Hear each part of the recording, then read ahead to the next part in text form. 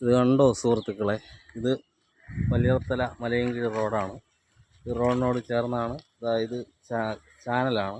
ഈ ചാനലിൻ്റെ അവസ്ഥ ഉണ്ട്, വെള്ളമൊക്കെ പോകുന്നുണ്ട്, പക്ഷെ കാണാൻ പറ്റുന്നില്ല. ഭയങ്കരമായിട്ട് നോക്കണം. ഇതാരെങ്കിലും അറിഞ്ഞുണ്ടെങ്കിൽ അറിയാതെ കാലെടുത്ത് വെച്ച് കൊടുക്കുകയാണെങ്കിൽ തീർന്നു. കണ്ടോ, ഇതാണ് നമ്മുടെ കുടുംബശ്രീക്കാരെ കൊണ്ട് ഇതൊക്കെ ചെയ്യിക്കാമായിരുന്നു. പിന്നെ മഴയും കാര്യങ്ങളൊക്കെ ആയിരുന്നു. ഇതൊക്കെ ഒന്ന് ശ്രദ്ധയിൽപ്പെടുത്തണം. ജനങ്ങൾ വളരെ ബുദ്ധിമുട്ടിലും പ്രാരാബ്ദങ്ങളിലും ഒക്കെ പൊയ്ക്കൊണ്ടിരിക്കുകയാണ്. അതുകൊണ്ട് പ്രിയപ്പെട്ട കുടുംബശ്രീ അമ്മമാർക്ക് അവർക്കൊരു സ്വയം തൊഴിലാണ് ഇതിപ്പോൾ സർക്കാർ കണ്ടെത്തിയിരിക്കുന്നത്. അപ്പോൾ അതായത് കണ്ടോ, ചാനലിൻ്റെ അവസ്ഥയാണ്.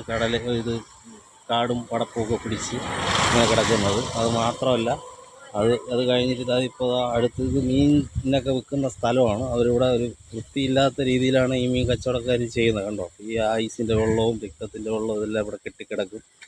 ഈ കെട്ടിക്കിടക്കുന്നത് ഇനി അവർ ചെയ്യണോ, ഒരു സർക്കാരോ മറ്റാരെങ്കിലും ചെയ്യണോ? അത് കണ്ടോ, വളരെ ഭയങ്കര സ്മെല്ലാണ് കേട്ടോ. ഇവിടെ നിൽക്കാൻ പറ്റുന്നില്ല. ദയനീയമായിട്ട് അവിടെ 2-3 പേരെ കണ്ടോ ഇവിടെ ബിസിനസ് ചെയ്യുന്നുള്ളൂ എന്നാണ് എൻ്റെ ഒരു അറിവ്. ഇപ്പോൾ ഇവിടെ വേസ്റ്റിനെ കുറിച്ച് ഞാൻ ഇപ്പോൾ പഞ്ചായത്തിൽ പോയി പരാതി കൊടുത്തു. അതിലിപ്പോൾ കുറച്ച് വേസ്റ്റുകളൊക്കെ നീക്കം ചെയ്തിട്ടുണ്ട്.